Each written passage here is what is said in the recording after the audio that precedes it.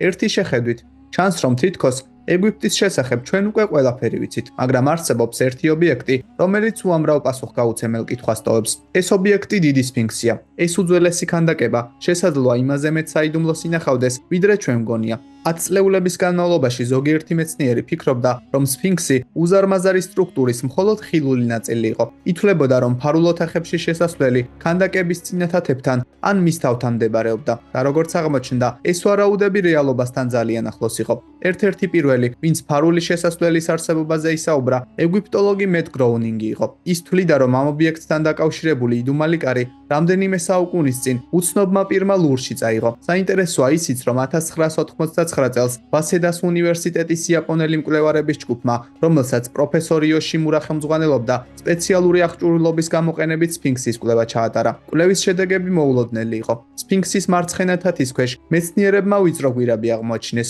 ის ჰეფრენის პირამიდისკენ იყო მიმართული. თითქოს გვირაბი ამ ორ უძველეს ნაგებობას ერთმანეთთან აკავშირებდა, თუმცა ყველაზე საინტერესო ნაწილი გვირაბის აღმოჩენა არ ყოფილა. როდესაც მეცნიერებმა კვლევის გაგრძელებას სცადეს, საქმეში ეგვიპტის ხელისუფლება ჩაერთო. სამუშაოები შეჩერდა, ექსპედიციას კი კვლევის დასრულება აიკრძალა. მათ პროექტზე დაბრუნება აღარ შეეძლოთ, მაგრამ ეს ერთადერთი შემთხვევა არ ყოფილა. სხვა მკვლევარებიც, რომლებმაც მოგვიანებით სფინქსის დეტალურად შესწავლას სცადეს, იგივე პრობლემას წააწყდნენ. ცნობილი ეგვიპტოლოგები აღიარებენ, რომ ქანდაკების ქვეშ არსებული სივრცე შესაძლოა იმაზე მნიშვნელოვანი იყოს, ვიდრე ეს ერთი შეხედვით ჩანს, მაგრამ მთავარი კითხვა კვლავ პასუხგაუცემელი რჩება. რა იმალება სფინქსის ქვეშ და რატომ უკრძალავენ მკვლევარებს იქ შესვლას? არსებობს ერთი თეორია, რომელიც სამეცნიერო ფანტასტიკას ჰგავს, თუმცა მასზე არა მხოლოდ საიდუმლოებების მოყვარულები, არამედ მეცნიერებიც კი საუბრობენ. ამ თეორიის თანახმად, გასული საუკუნის ბოლოს ეგვიპტის მთავრობამ სფინქსის ქვეშ ეგრეთ წოდებული ჩანაწერების დარბაზი აღმოაჩინა. ამ ადგილას შესაძლოა უძველესი ცივილიზაციის შესახებ ის ცოდნა ინახებოდეს, რომელიც უმჯობესია კაცობრიობისთვის კვლავ დამალული დარჩეს. ზოგიერთი მეცნიერი ფიქრობს, რომ საიდუმლო ოთახში დედამიწაზე დიდი ხნის წინ მცხოვრები განვითარებული ცივილიზაციის შესახებ არსებული ჩანაწერები იმალება. ეს კი ნიშნავს იმას, რომ კაცობრიობის მთელი ისტორია შესაძლოა მცდარი იყოს. მეცნიერთა ნაწილი იმასაც ვარაუდობს, რომ სფინქსის ქვეშ არა ერთი ოთახი, არამედ გვირაბებისა და დარბაზების მთელი სისტემა იმალება, მაგრამ რა ინახება იქ რეალურად კვლავ საიდუმლოდ რჩება. თუმცა რაც არ უნდა იყოს, ინტერესი ამ თემის მიმართ ყოველწლიურად იზრდება. დროსთან ერთად კი ტექნოლოგიები, რომლებსაც მეცნიერები იყენებენ, უფრო ზუსტი და თანამედროვე ხდება და შესაძლოა უახლოეს მომავალში მეცნიერებმა ეს საიდუმლო საბოლოოდ ამოხსნას. ცოტა ხნის წინ მეცნიერებმა ეგვიპტის ისტორიაში ერთ-ერთი ყველაზე შთამბეჭდავი აღმოჩენა გააკეთეს. მათ იპოვეს უძველესი ქალაქი, რომელიც ათასობით წლის განმავლობაში მიწის ქვეშ იყო დამარხული. ამ ადგილს ოქროს ქალაქი ეწოდა. ის ფარაონ ამენჰოტეპ მესამის დროს დაარსდა, რომელიც ძველი წელთაღრიცხვით მე-14 საუკუნეში მეფობდა.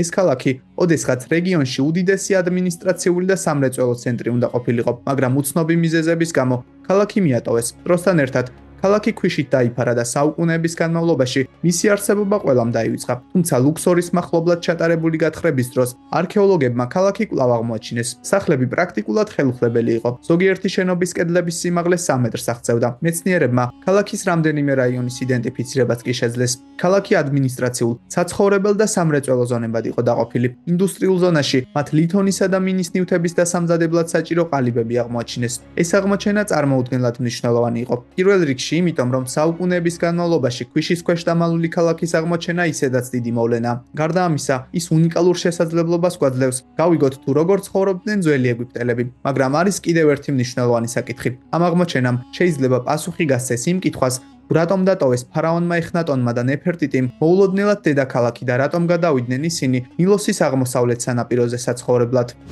რამდენიმე წლის წინ მეცნიერებმა ნაკლებად ცნობილი ფარაონის სახელად სანახტის მუმია აღმოაჩინეს. მის შესახებ ძალიან ცოტა რამ არის ცნობილი. ითვლება, რომ ის მესამე დინასტიის მმართველი იყო. მისი მუმია დიდ ყურადღებას არ მიიქცევდა, რომ არაერთი უცნაური გარემოება. ეს ფარაონი ნამდვილი გიგანტი აღმოჩნდა. მკვლევებმა აჩვენა, რომ მისი სიმაღლე 198 სანტიმეტრი იყო. შედარებისთვის, იმ დროში მცხოვრები ადამიანების საშუალო სიმაღლე დაახლოებით 170 სანტიმეტრი უნდა ყოფილიყო. მეცნიერები ვარაუდობენ, რომ ფარაონს გიგანტიზმი აწუხებდა. ისინი თვლიან, რომ ჰიპოფიზის სიმსივნეს შესაძლოა ორგანიზმში ზრდის ჰორმონის ჭარბი რაოდენობით გამომუშავება გამოეწვია, მაგრამ უცნაურია, რატომ არ გვხვდებოდა მსგავსი შემთხვევები აქამდე და იყო თუ არა ის ნამდვილად ერთადერთი ადამიანი, რომელსაც ასეთი წარმოუდგენელი სიმაღლე ჰქონდა. ან იქნება ანტიკური სამყარო სრულიად განსხვავდებოდა იმისგან, როგორიც ის ჩვენ წარმოგვიდგენია. ჯერჯერობით ამ კითხვებზე პასუხი არ არსებობს. 2020 წლის სექტემბრის დასაწყისში არქეოლოგებმა ქალაქ საკარაში მოულოდნელი აღმოჩენა გააკეთეს. თავდაპირველად მათ 13 სარკოფაგს მიაგნეს, მაგრამ ეს მხოლოდ დასაწყისი იყო. რამდენიმე თვის შემდეგ ამ ადგილას უკვე 100-ზე მეტი სარკოფაგი იყო აღმოჩენილი, მაგრამ საქმე მხოლოდ მათ რაოდენობაში არ იყო. სამარხებში არქეოლოგებმა ათობით მცირე ზომის ფიგურაც იპოვეს.